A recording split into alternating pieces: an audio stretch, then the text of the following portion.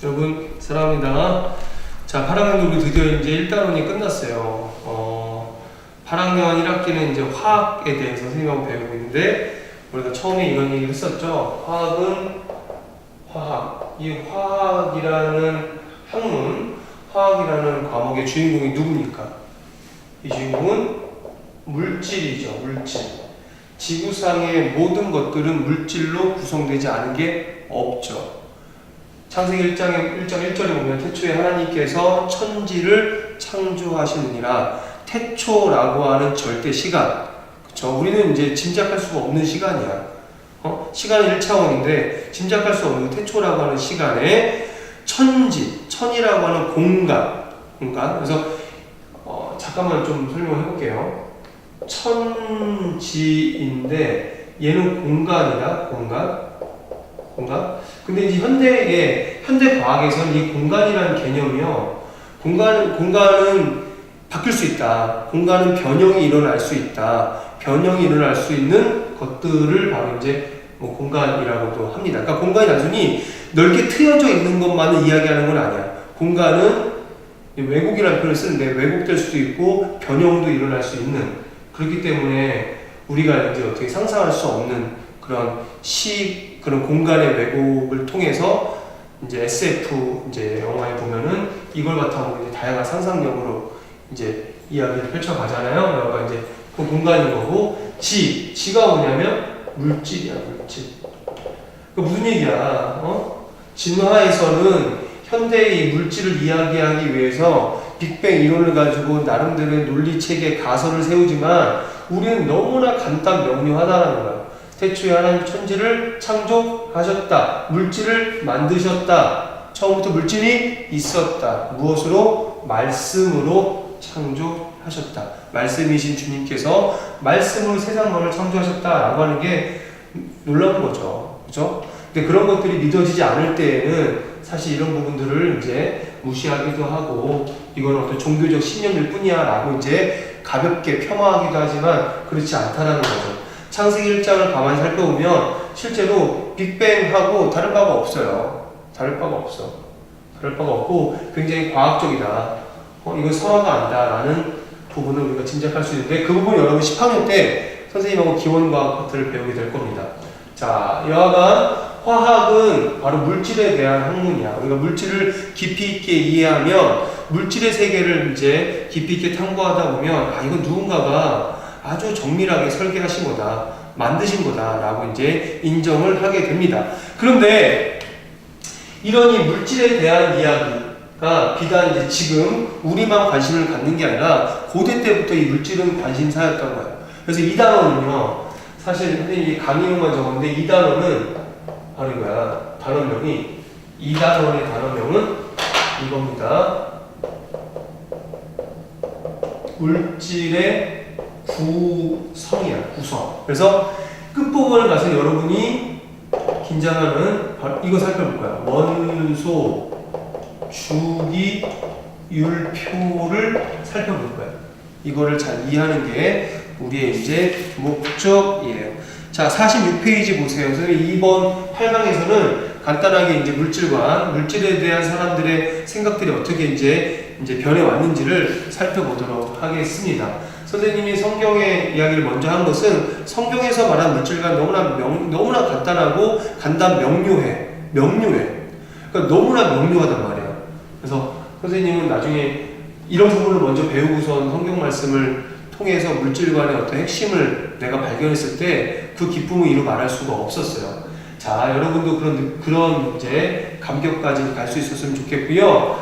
자, 한번 살펴볼게.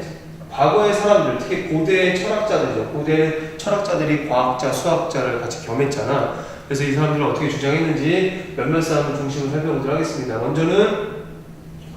먼저는 탈레스. 여러분이 9학년 때 역사와 사주 시간에 또 다른 관점으로 배우게 될 거예요. 자세하게 선생님이 이 사람의 배경을 이야기하지 않을 거고, 이 사람이 이야기한 것 중에 자연과학적인 요소만 뽑아서 이제 흐름을 갈 거야. 탈레스는 만물의 근원이 물이래. 물? 그럴 수 있죠. 지금도 만물의 근원은 물 같아. 사실 생명체의 70%, 6에서 7% 물이고요. 그리고 아주 생명이 존재하는, 생명이 있는 곳은 항상 물이 있는 거죠. 그쵸? 강이나 호수 주변에 수풀이 이제 이렇게 이제 아주 이제 자랄 수가 있잖아요. 이런 것도 다 이제 물 때문이라고도 볼 수가 있겠지. 그래서 만물의 근원, 모든 걸 쪼개면 물이다라고 하는 거. 이렇게 탈레스가 주장을 했죠. 그래서 이걸 1원소설이라고도 이야기하고요. 두 번째, 자, 엠페도클레스.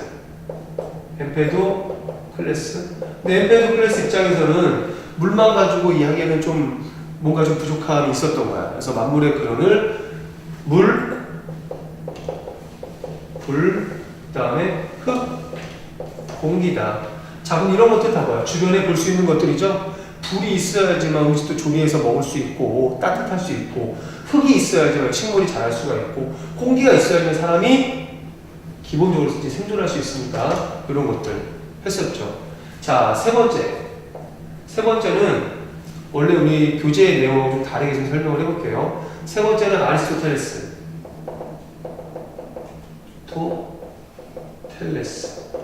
자연과학의, 고대 자연과학에 있어서 굉장히 중요한 인물이죠. 자, 아리스토텔레스는 이 네 가지 사원소설, 사원소 플러스 사원소 변환설, 사원소 플러스 이 원소들이 변한다 얘기를 같이 주장을 합니다. 그래서 이렇게 하면 안 되겠네. 사원소, 그 다음에 네 가지 속성 해서 원소가 변해. 원소 변환설. 그럼 네 가지 속성은 뭐냐? 따뜻하고 차갑고 건조하고 습하고. 그게 무슨 말이야? 이 네 가지 원소하고 네 가지 속성이랑 만나면 뭐든지 바뀔 수 있게 되는 거야. 그치? 그런데 이 당시 이 고대서부터 중세까지 이 아리스토텔레스의 입장, 요 주장, 요 근거에 대해 사람들이 거의 맹신하다시피 한 거죠. 그래서 이게 어디에 영향을 주냐면 중세의 연금술에 영향을 줘. 중세의 연금술에 영향을 준다 라는 부분들 밑에 나와 있죠. 연금술이 뭡니까? 값싼 금속을 금으로 바꾸는 거야. 금의 가치가 이제 있으니까. 값싼 금속을 금으로 바꾸는 연금술. 왜 이 당시 중세 사람들은 왜 아리스토텔레스가 이렇게 이야기하지 않았냐 라는 것을 바탕으로 끊임없이 금으로 바꾸려는 시도를 했지. 다양한 시도. 중요한 거는 절대 금으로 바뀔 수가 없죠. 금은 금이야. 금속은 금속이고. 태초에 하나님 천지를 창조하시면서 우리에게 부여해 주신 물질들 중에 금이라는 물질이 있는 거고, 또 다른 철이라는 물질이 있는 거고, 마그네슘이라는 금속들이 있다는 거야. 철이 이 금으로 바뀔 수가 없는 거죠. 그렇죠? 자, 그런데 중요한 거는 이 중세에서 연금술로 이렇게 다양한 시도를 하다 보니까 그러니까 역사적으로 봤을 때, 과학사를 볼 때 어떤 유익이 있었냐면, 이런 다양한 시도를 통해서 실험 기법 등이 발달을 하게 돼. 쉽게 얘기하면 이지저지 다 하다 보니까 여러 가지 도구도 만들게 되고 방법도 보완하게 되고 하는 거죠. 뭐 증발도 시키고, 가열시켜서 증발시키고 따로 또 모아두기도 하고, 그러니까 이러면서 앞으로 이제 이 이후에 실험을 할 때 다양한 실험 기구들, 그 다음에 실험 기법들에 대한 것들이 많이 연구가 되어진 거죠. 그쵸? 어떤 핵심 이론에 대한 어떤 그런 것들은 좀 나아가지 못했는데, 이런 것들은 어떤 유익이 있었다라는 부분들 하나만 더 얘기하고 이번 강의 마무리하고 다음 넘어갈게요. 자, 네 번째는 데모크리토스야. 데모크리토스. 굉장히 실제로 이 물질이 결국에 가장 작은 알갱이인 하나의 입자, 원자라는 입자서부터 시작한다라고 주장한 사람이 고대의 데모크리토스였다는 거지. 그래서 데모크리토스는 뭐라고 주장합니까? 최초의 입자설인데 만물의 근원은 더 이상 쪼갤 수 없는 입자로 구성되어 있다. 만물의 근원을 물질을 쪼개다 보면은 더 이상 쪼갤 수 없는 입자로 구성되어 있다라고 주장하죠. 이렇게 주장한다라는 겁니다. 그래서 마지막으로 자, 이 아리스토텔레스는 어떤 주장을 하냐면 물질은 빈 공간을 싫어한다는 거야. 그래서 빈 공간이 없어. 꽉꽉 채워 있어. 그래서 쪼개다 보면 없어진대. 그래서 아리스토텔레스는 이 연속설을 주장한 반면에 데모크리토스는 입자설을 주장했죠. 입자설. 물질을 쪼개면 그 물질을 구성하는 작은 알갱이까지 쪼갤 수 있다. 그 입자, 그 가장 기본적인 입자로까지만 쪼갤 수 있다라고 주장을 하는 거죠. 그래서 연속설과 입자설. 이 당시에는 별로 인정을 받지 못하죠. 하지만 지금 봤을 때는 이게 너무나 탁월한 어떤 그런 예견이죠.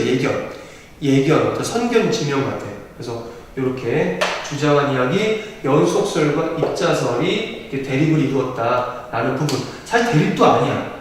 이건 뭐 거의 말도 안 되는 소리야.